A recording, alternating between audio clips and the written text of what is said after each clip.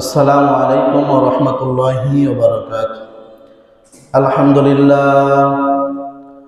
আলহামদুলিল্লাহিল্লাযী জা'আলা আশ-শামসা ওয়াল Camara বিহুসবান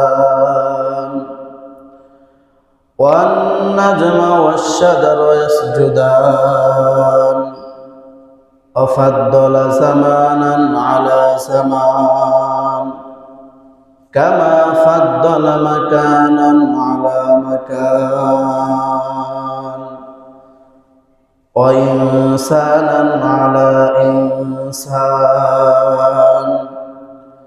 ونشهد أن لا إله إلا الله وحده لا شريك له.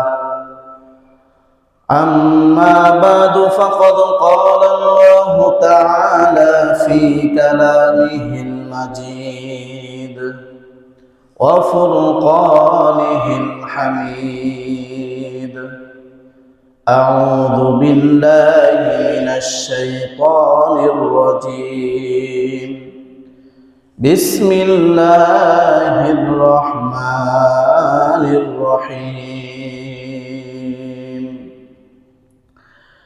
يوم يفر المرء من أخيه وأمه وأبيه وصاحبته وبنيه.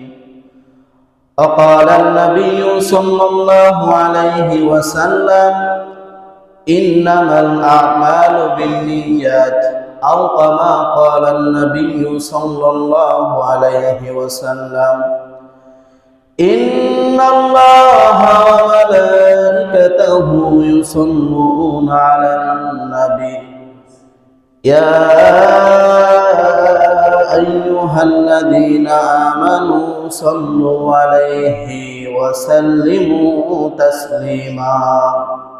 সকলে আমরা দুরূদ ইব্রাহিম পড়ি।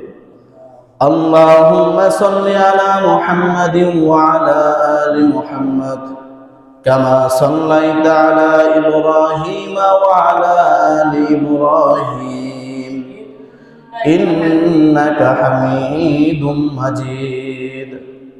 اللهم بارك على محمد وعلى آل محمد كما باركت على إبراهيم وعلى آل إبراهيم إنك حميد مجيد.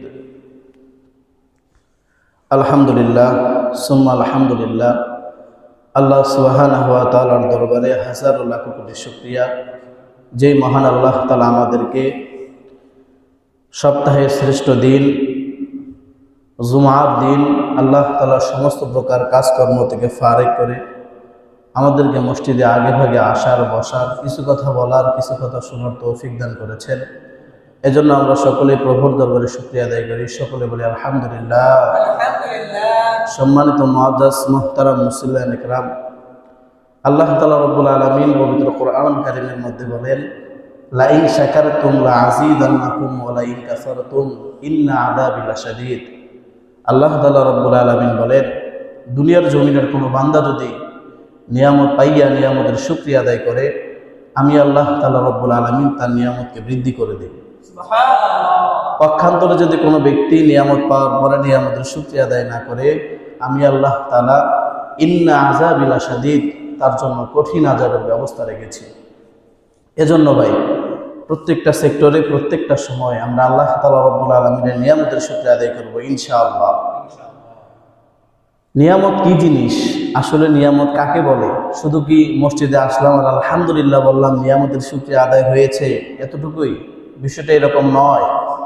আল্লাহ তাআলা রব্বুল আলামিন আপনাকে আমাকে সন্তান দান করেছেন। সন্তান আপনার আমার জন্য একটি নিয়ামত। এই সন্তানের নিয়ামতের শুকরিয়া আমি কিভাবে আদায় করব?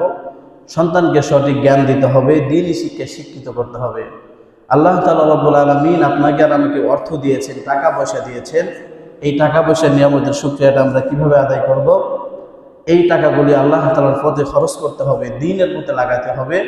তাহলে এই টাকা পয়সার বাস্তবিক পক্ষে যে নিয়ামতটা রয়েছে আল্লাহ তাআলা রব্বুল আলামিন এই নিয়ামতের আদায় করার সিস্টেমটা আমরা যেভাবে আদায় করবো আল্লাহ তাআলা রব্বুল আলামিনের কাছে সেটা পছন্দ হবে ইনশাআল্লাহ। এজন্য ভাই প্রত্যেকটা সেক্টরে আমরা নিয়ামতের শুকরিয়া আদায় করবো ইনশাআল্লাহ। আমি আপনাদের সম্মুখে পবিত্র কোরআনুল কারীম থেকে সূরাতুল আবাসার কয়েকটি আয়াত তেলাওয়াত করেছি। আল্লাহ তাআলা যদি অধমকে তৌফিক দান করেন, উক্ত আয়াতগুলি হাত সামনে রেখে আপনাদের সম্মুখে কোরআন ও হাদিস থেকে কিঞ্চিত পরিমাণ আলোকপাত করার চেষ্টা করবো ইনশাআল্লাহ। সকলে বলে আমিন। সম্মানিত হাজিরিন, আল্লাহ তাআলা রব্বুল আলামিন কোরআনুল কারীমের সূরাতুল আবাসার মধ্যে বলেন, ইয়াউমা ইয়াফিরুল মারউ মিন আখি ওয়া উম্মিহি ওয়া আবি ওয়া সাহিবাতিহি ওয়া বানি। ওহে দুনিয়ার জমিনের মানুষ, দুনিয়ার জমিনে তোমরা যারা ভাই ভাই রয়েছো, মরার পরে হাসরের ময়দানে যেদিন